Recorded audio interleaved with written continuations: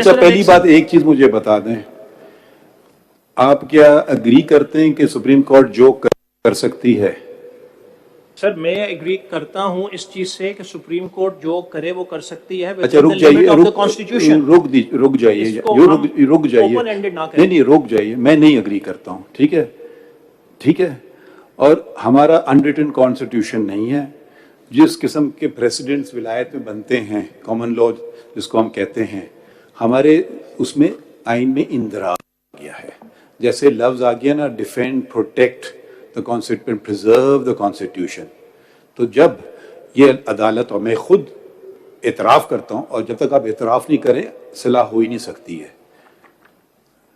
وہ آیا, کوئی شخص آیا, جی ٹھیک ہے, آپ بالکل ٹھیک ہے, آئین کو آپ روند لیں, آپ آئین کو بدل لیں. تو یہ اگر ہم اس پہ چلیں تو پھر اس کا مطلب ہے ہر بینچ جب اس وقت میں فیصلہ کرے گی وہی لاگو ہوگا. آئین کا تو کوئی اہمیت رہی نہیں. پھر تو ججمنٹ لا پہ ہم چلیں گے, آئین کو ایک طرف رکھ دیں. کیونکہ آج سپریم کورٹ کا موڈ یہ ہے کہ مولوی تمیز الدین کیس کا فیصلہ صحیح ہے اور 4 ججز جو سندھ ہائی کورٹ کا ان کا غلط ہے. پھر موڈ ہوا کہ جی ڈوسو کیس میں ویلیڈیشن اور مارشل لا تو صحیح ہے. پھر جیلانی نہیں آج صحیح نہیں ہے, نہیں پھر صحیح ہو گیا, اور پھر نہیں صحیح ہو گیا. میرے خیال میں اس سے زیادہ بنیادی سوال تو یہ اٹھتا ہے, آپ کیوں نہیں آپ ہمت پکڑتے ہیں اور کہیں سپریم کورٹ غلط تھی؟ کیونکہ آئین کے برعکس یا کہیے, ہمت کیجئے اور کہیے نہیں بالکل, یا آپ کہیے ہم جنگل کے بادشاہ انڈا دیں یا بچہ دیں. کیونکہ آپ, مجھے لگ رہا ہے آپ آخری بات کر رہے ہیں, نہ آپ پہلی کشتی میں چاہتے ہیں نہ دوسری کشتی میں جانا چاہتے ہیں.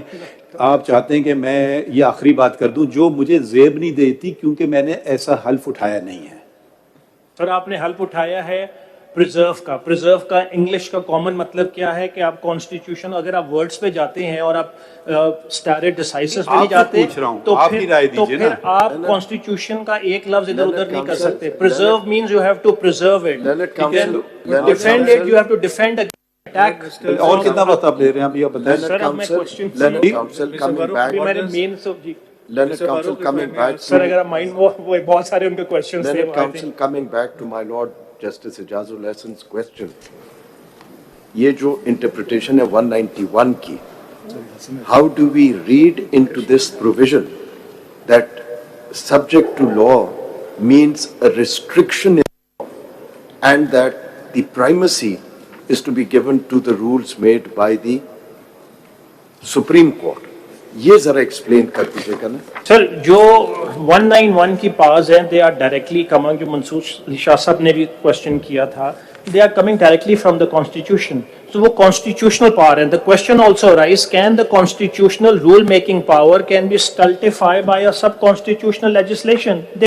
Because whatever has to be done, it has to be done through an internal mechanism. آپ دہرا رہے ہیں اپنی بات کو, نئے دلائل دیجیے نا. میں اگلی بات سر ایک میں صرف بات کر لوں, جواب جو تھا وہ اگر آپ کانسٹیٹیوشن اسی کنٹینیوشن میں سوال دیکھیں نا, آپ یہ 191 کی بات کر رہے ہیں, وہ تو جو اس کی اوپننگ ورڈز ہیں سبجیکٹ ٹو کانسٹیٹیوشن اینڈ لا, جو میں سمجھا اس میں تو شاید یہ ہے کہ سپریم کورٹ رولز بنا سکتی ہے اپنے پریکٹس اینڈ پروسیجر کے, لیکن that must be subject to law and constitution.